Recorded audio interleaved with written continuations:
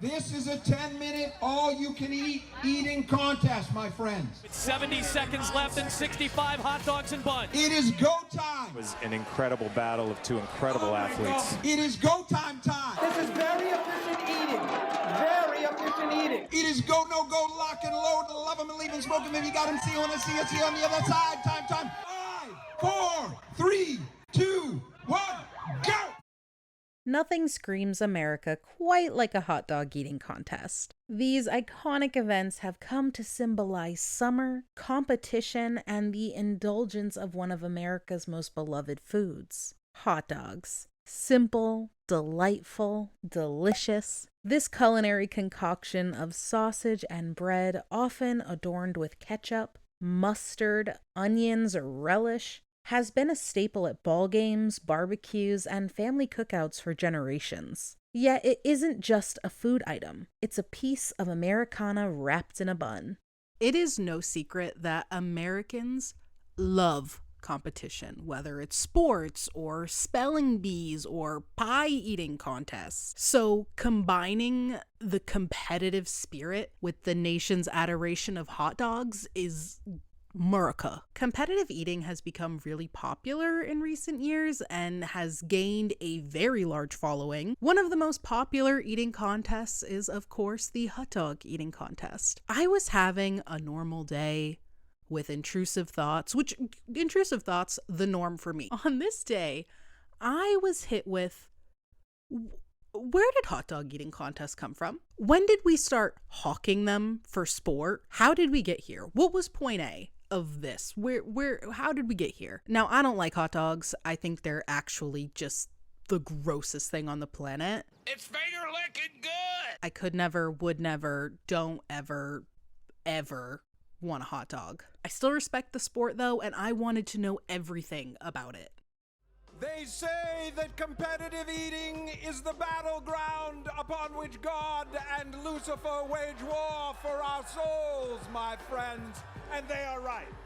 For this is a battle of the ages, a battle of the titans, the early gods who come to Earth only once in only one location, and that is right here at the corner of Surf and Stillwell Avenues in Coney Island. The first hot dog eating contest is said to have taken place in Coney Island, New York, on July 4th, 1916. 4 immigrants are said to have started the competition to prove who was the most patriotic. However, this story was later revealed to be a fabrication. This tale, while captivating, was actually a clever marketing ploy, designed to generate interest and bring more customers to Nathan's Famous Hot Dogs, which was the site of the contest. It's a great story, it's fantastic, and it really does show America's flair for spectacle. The real history of hot dog eating contests is a bit less clear. Various events sprung up in the United States around the mid-20th century, often held at like county fairs and festivals. There was a certain contest that was held annually in Coney Island that really put hot dog eating contests on the map.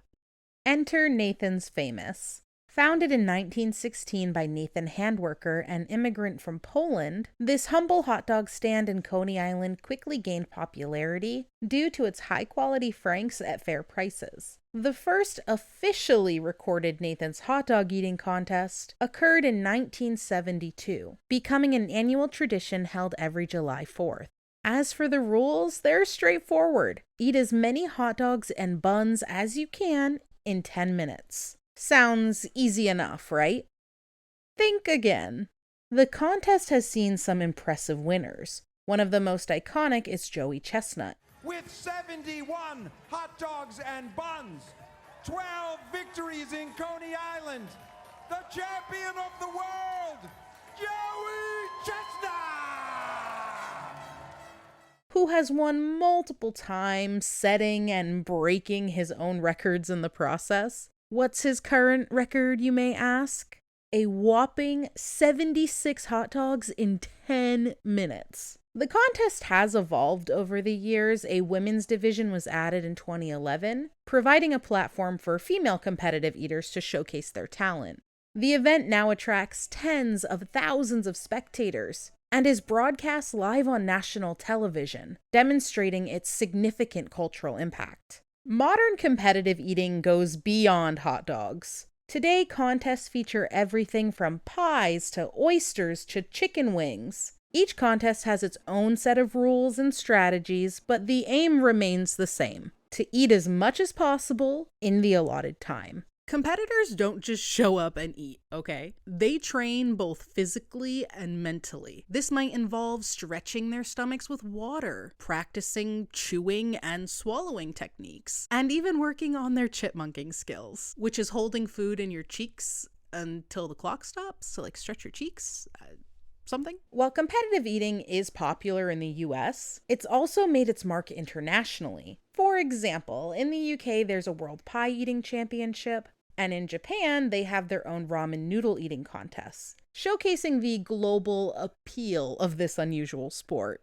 So we know what modern food eating contests look like, specifically hot dog eating contests. But as I mentioned in the intro, where did this even come from? There is absolutely no way that slamming wieners is point A. That would be disturbing. And then I learned the true origin of food eating contests, and it makes gulping Franks a mile a minute look like child's play. Let us travel back 400 years. In 1630, a gentleman by the name of Nicholas Wood had his talents published in a pamphlet called The Great Eater of Kent by John Tyler. In this pamphlet, which Taylor swears is factually true, it is said that Nicholas Wood ate an entire sheep. No, like you're not hearing me. The whole fucking sheep. The wool, the horns, the bones. I call bullshit, personally. But the thought that this is even potentially true?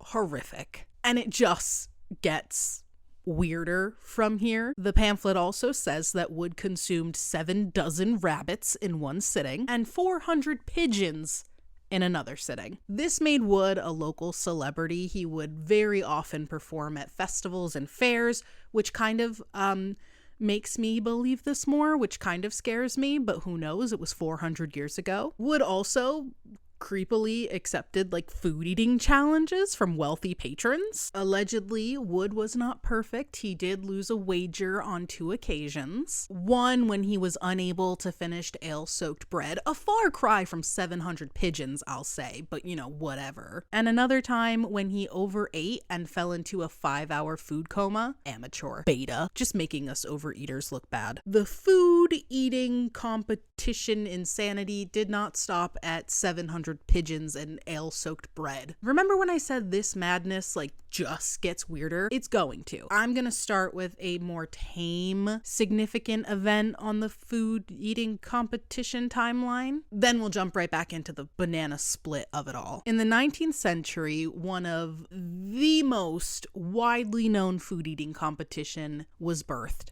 The first documented pie eating contest took place in Toronto, Canada in 1878, and it was organized as a charity fundraising event and was won by Mr. Albert Piddington. Now, it is not known exactly how many pies Mr. Piddington shoved down his gullet, but we commend him anyway.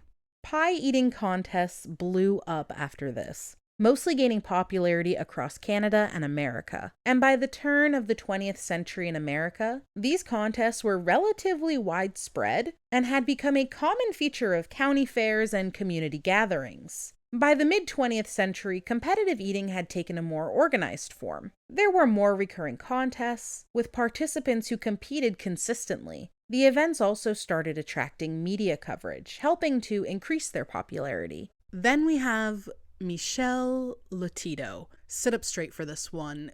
Come in closer. Where do I even begin with Michel? Around 1959, a young French boy, Michel Lotito, began a unique eating habit of consuming indigestible foods, partly due to his eating disorder, pica. And pica, to explain it extremely briefly, obviously not a medical professional in any way. It's where a person compulsively eats indigestible foods with no nutritional value or purpose. And by 1966, Michel Lotito was performing this as a stage act. He was known as Monsieur Mangetout, my French is abysmal, sorry, which translates to Mr. Eat It All. And eat it all he did. Lotito consumed 18 bicycles, 15 shopping carts, and 7 TV sets. Now, let me just say, I had that same look you have on your face right now when I came across this information. I read that, and confused is an understatement. This is like cartoon character shit, so away down the rabbit hole I dove. This Monsieur Eat-It-All consumed at least 45 door hinges, a water bed filled with water, 1 aircraft, yes, I said aircraft, like JJ the jet plane, like fly in the sky, an aircraft, 1,600 feet of steel at once, and he also made sure to eat a brass plaque awarded to him by the Guinness Book of World Records. And now we arrive at the how, and I am not guaranteeing that you will have any better of an understanding, but I'm just gonna give you the facts. Apparently, Lotito had a very thick lining in his stomach and his intestines, which allowed him to eat things like sharp metal without, dying. He also had these magical digestive juices. More specifically, they were described as unusually powerful, and this allowed him to slam a bike like a Big Mac, but flip side, a banana or something normal would make him sick to his stomach. When I visualize this, I imagine Lotito swallowing the bike in the plane whole. Obviously, that was not the case. Lotito would disassemble and cut up the large objects before chowing them down. His airplane meal actually took him 2 years to finish. And if you were curious, Lotito lived until 57 years old when he passed from natural causes. As the sport evolved, so did the techniques. Competitors now utilize techniques like dunking, which is submerging food in water to soften it and make it easier to swallow. Alongside these developments, governing bodies like Major League Eating have been established to ensure safety and fairness. Humanity has evolved from eating sheeps and aircrafts for spectacle to televised hot dog eating contests on the 4th of July. The food, or rather the substance, has thankfully come a very, very long way. But the spirit and spectacle of food eating competitions has remained intact, with hot dog eating contests leading the charge, and keeps magic digestive juices alive. Competitive eating. It's a testament to our love for food, for spectacle, and for pushing the boundaries of what's possible. From Nicholas Wood's whole ass sheep to Michel Lotito's aircraft salad, from a marketing gimmick at a hot dog stand to a globally recognized sport, hot dog eating contests embody a uniquely American tradition that celebrates not just the hot dog, but our spirit of competition and love of spectacle. Thank you so much for hanging out with me while I swan dove into this intrusive thought. I had a great time sharing my shenanigans with you, and I hope that you learned something new, or at the very least were entertained.